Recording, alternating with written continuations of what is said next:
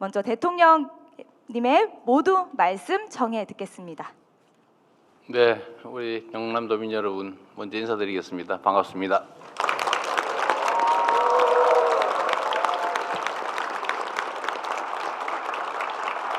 그리고 여기 우리 경남지사께서도 오셨는데, 거기 왜 맨 뒷줄에 가 계세요, 근데? 그랬어요? 잠깐 인사 한번 하시죠. 네, 우리 지사님 박수 한번 부탁드립니다. 그리고 우리 국회의원님들도 여러 분 나오신 것 같네요. 네, 제가 5분이 오셨군요. 우리 민홍철 의원님, 앞으로 좀 나오십시오. 그래도 얼굴도 한번 보여드리면 좋지 않겠어요? 민홍철 의원님, 김정우 의원님도 계시고, 김종양 의원님, 네, 허성무 의원님하고 정혜경 의원님. 앞에 와서 좀, 그래도 이게 정치하시는 분들은 뭐 하고 있나 이렇게 보여드려야 되기 때문에, 네, 뭐 같이.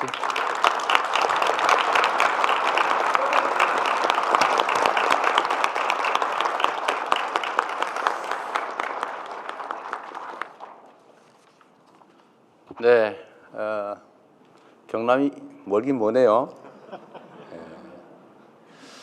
서울로 가려도 상당히 멀겠어요. 시간도 많이 걸리고. 제가 조금 전에 오전에 이제 남부 내륙철도 착공식을 갔다 오면서 그런 말씀을 드렸습니다. 이 대한민국의 국토 균형 발전은 이제 생존 전략이다. 그러니까 지금까지는 이제 그런 게 있었죠. 지방이 좀 형편이 어려우니까 좀 지원도 해주고 좀 도와주고 더 배려해야 된다. 이렇게 생각을 했는데 이제 그렇게 생각하면 안 되는 시대가 됐습니다. 대한민국이 보시면 알지만 요새 그 서울 수도권은 지금 집값 때문에 시끄럽죠. 제가 요새 그 때문에 좀 힘들어요. 저항 강도가 만만치 않습니다. 그래도 이게 뭐 아파트 한 평에 3억씩 한다는 게 이게 말이 됩니까, 그게? 평당 3억, 평당 3억. 여기는 아파트 한 채에 3억. 그 정도. 누가 그런 얘기 하더라고요. 홍준표 의원께서 그러셨나? 서울 아파트 한 채 값이면 어느 지역에는 아파트 한 동을 산다고? 실적이 맞아요? 이게 객관적 가치가 실제 그랬냐? 그럼 말이 안 되죠. 똑같은 돈을 예를 들면 뭐 아파트 한 채 뭐 100억, 뭐 80억, 그게 도대체 나는 이해가 안 되는데, 물론 개인들이 특별한 이유 때문에 나는 뭐 200억이라도 좋아, 뭐 그런 사람들 그 돈 내고 사는 건 뭐라고 그러지는 않습니다. 그럴 수 있죠. 그러나 평균적으로 그런 가격을 향해서 다 올라가면 과거의 일본처럼 잃어버린 20년 그런 일들을 우리가 겪지 않을 수가 없습니다. 언젠가는 막바지가 있지 않겠어요? 영원히 하늘 끝까지 올라갈 수는 없죠. 언젠가는 정상을 벗어난 것은 반드시 또 제자리를 돌아오는 게 세상의 이치죠. 근데 그때 엄청난 고통이 있습니다. 그래 되면 안 되고, 또 그 과정에서도 많은 문제들이 발생하죠. 왜 이렇게 됐냐? 뭐 근본적으로 수도권 집중 때문입니다. 지금도 계속 수도권은 인구가 늘어나잖아요. 계속 서울로 가요. 이 지역에서도 젊은이들이 서울로, 경기도로, 인천으로 가는 문제 때문에 동네에 문제가 되고 있죠. 잘 아시겠지만 그게 뭐 누군들 가고 싶어서 가겠습니까? 여기 좋은 일자리 있고 가정 꾸려서 행복하게 살 수 있으면 뭐하러 가겠어요? 근데 그게 어려우니까 그런 거죠. 또 젊은이들이 떠나고 사람들이 떠나고, 그러니까 기업 입장에서도 저한테 그래요. 제가 맨날 그 기업인들 보면은 우리가 기업 활동 열심히 지원해 드릴 테니 저 지방으로 좀 가서 일자리도 좀 만들고 지방도 같이 삽시다. 이렇게 얘기하면 당연히 그래야지요. 딱 붙는 말이 그 말이에요. 가면 사람을 구할 수가 없어요. 우리도 사람을 구할 수 있으면 왜 안 가겠습니까? 땅값 싸고 또 편하고. 근데 문제는 사람이 없다. 뭔가 잘못됐죠. 사람은 직장이 없어 떠나고 기업들은 사람이 없어서 못 오고 이 문제를 누가 해결할 수 있어요? 정치가 하는 거죠. 그런 거 하라고 정치가 있는 겁니다. 정치라고 하는 게 그런 거죠. 우리 사회의 자원 배분 역할을 하는 거잖아요. 엄청 중요한 겁니다. 세상의 운명을 결정해요. 이 정치라는 거는 뭐 너무 잘 아시겠지만 사람으로 치면 머리 같은 역할을 하는 겁니다. 머리. 머리가 어떤 생각을 하냐에 따라서 동쪽으로 갈 수도 있고 서쪽으로 갈 수도 있고 절벽으로 떨어질 수도 있죠. 그게 머리가 하는 일이에요. 몸은 따라가잖아요. 정치라고 하는 것도 마찬가지로 이 생각하는 사람도 있고 저 생각하는 사람도 있고 우리 사회에 일로 가야 돼 하는 사람도 있고 저리로 가야 되는 사람도 있죠. 입장은 다양하니까. 근데 잘 대화하고 토론해서 합리적인 방향을 정하고 가야죠. 근데 그게 잘 작동이 안 되는 경우가 있어요. 사람하고 사회하고 똑같다니까요. 머릿속으로 맨날 죽을 생각만 하는 사람이 있어요.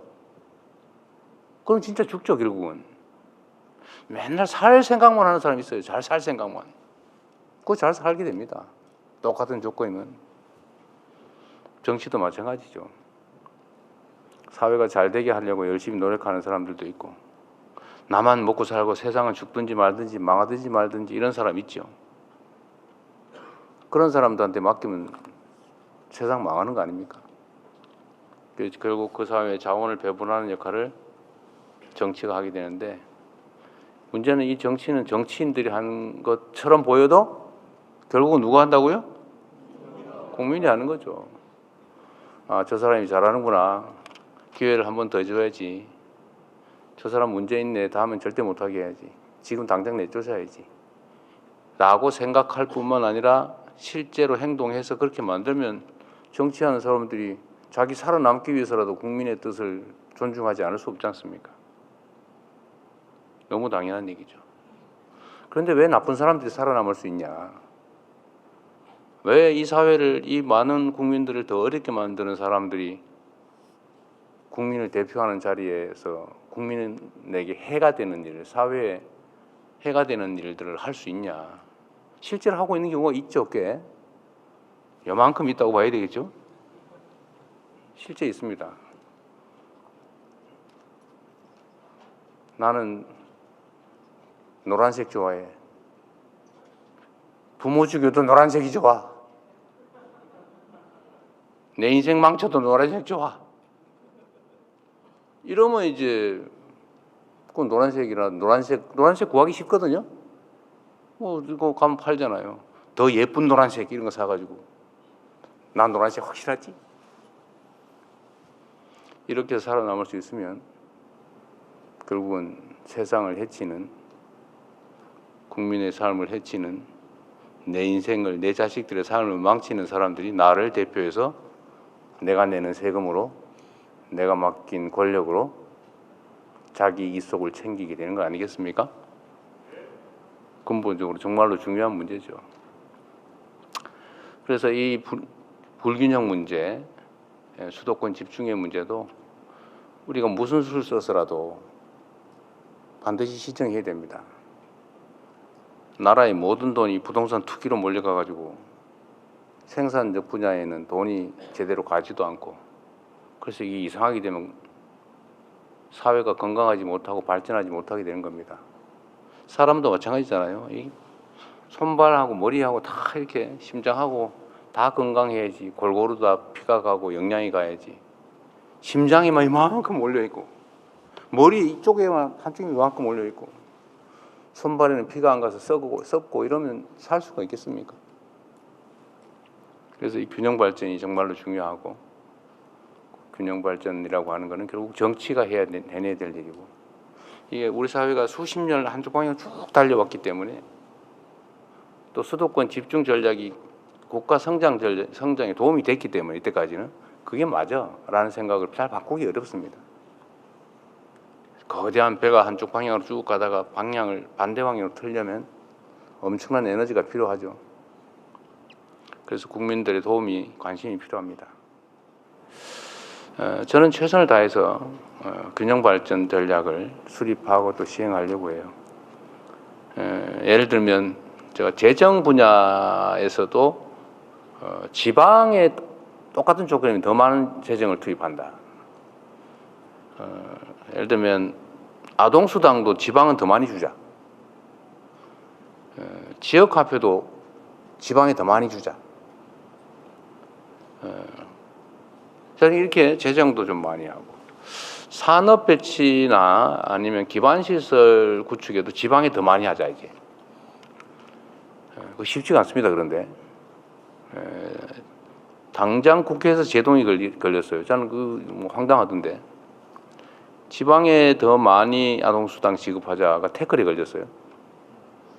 불공평하다. 이렇게 판이 기울어져 있으면 공평하게 하는 게 어떻게 하는 거예요? 불공평하고 불평등한 데는 상응하는 대책을 세워줘야지. 거기다 형식적으로 똑같이 하면 그 불평등을 그대로 조장하게 되죠. 쉽지가 않다는 겁니다. 그리고 정치 권력도 서울 수도권에 몰려 있죠. 하다못해 국회의원 숫자도 그쪽이 훨씬 많습니다. 지금 오늘 제가 착공식을 한 남부 내륙 철도 그게 60년 동안 한다고 말만 하고 안 하고 있던 거라 그래요. 그래서 제가 우리 김경수 위원장한테 그거 얼마 듭니까? 그랬더니 7조 원 든다고. 보니까 7조 1천억 든다고 그러더라고요. 그 7조 원이 돈이 없어가지고 60년 동안 한다고 말해놓고 안 하고 있었대. 60년 동안. 진짜 돈이 없었을까? 수도권에서는 저도 그 수도권에 살고 남부의 시장도 도지사도 하고 그랬지만 GTX라고 아시죠? 많이 들어봤죠? 심도 그 철도, 고속철도. 그거 한 개 노선 까는데 보통 7조 원, 10조 원 듭니다. 근데 그걸 거기는 이렇게 깔고 저렇게 깔고 막 깔고 있잖아요. 물론 인구가 많으니까 그렇게 한다고 말은 하죠. 인구 많으니까 그렇게 기반시설 막 수십 종씩 계속 하고. 그러니까 사람이 더 편하게 더 몰리고. 그러니까 또 더 하고. 그러니까 집이 평당 3억 막 앞으로 5억 할지도 몰라 이러면서 돈 빌려서 아파트 사고. 그게 우리의 현재 실상입니다. 근데 지금처럼 하면 이제는 앞으로는 살아남기가 어렵습니다. 이제는 경제 성장 발전이 지금 1% 마이너스 0% 이러고 있는데 이 지속적인 성장 발전을 해내기 위해서는 국가 간 경쟁이 불가피한데 앞으로는 기업 간 경쟁이 아니라 이게 완전히 정부 차원의 국가 경쟁이 되고 있어요. 국가 대항전으로. 그러려면은 그 국가 대항전에서 이겨내려면 많은 것들을 바꿔야 됩니다. 정치를 바꾸는 것은 우리 국민들께서 하실 것이고 이제 권한을 가진 범위 내에서는 죽을 힘을 다해서 우리가 옳다고 생각하는 방향을 향해서 가야죠. 국토균형 발전도 그러하고 부동산 불로소득 공화국에서 벗어나는 것도 그렇고 불공정이 판치는 세상에서 공정한 세상을 향해 가는 것도 그러하고 어쨌든 많은 사람들이 절망하고 있는 상황에서 우리가 모두 새롭게 희망을 가진 세상으로 만들어 가야 되는데 그러나 여러분 자신 있죠? 네. 대한민국 국민임이 자랑스럽다라고 생각하는 비율이 최근에 확 올라갔다 그러대요. 어제 MBS인가 어디 조사 결과에 의하면 우리 국민들께서 대한민국 국민임이 자랑스럽다라고 생각하는 비율이 80%가 됐다고. 옛날에는 70% 이런 정도였는데 80%로 올랐대요. 이제 자신감도 조금씩 생기나 봐요. 우리 경남도 힘을 내서 우리 오늘 이런저런 우리가 정부가 하고 있는 얘기들도 듣게 되겠지만 어쨌든 산업화의 핵심 축이었는데 새롭게 산업 인공지능 전환 MAX 그러니까 중심으로 우리 새롭게 출발하면 좋겠습니다. 그리고 또 한 가지 중요한 게 있는데요.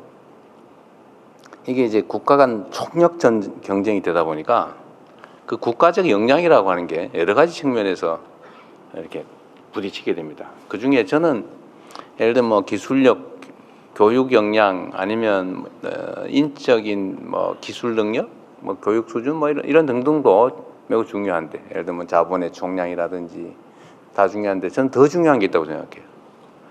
이제는 그 사회의 민주적 역량이라고 하는 게 저는 국가 간 경쟁의 핵심이 됐다고 생각합니다. 대한민국이 왜 이렇게 역동적이고, 대한민국이 뭘 하더라도 그냥 엄청난 속도도 빠르고, 그런 게 대체 어디에서 온 걸까? 그 저력은 어디에 있을까? 저도 많은 생각을 해보는데, 대한민국 국민들의 민주적 자질, 역량 때문인 것 같아요. 우리는 불공정한 거 잘 못 견뎌내거든요. 그리고 뭐든지 열심히 하잖아요. 제가 연구개발이나 기술개발 보면, 야, 우리나라 기술자들, 우리나라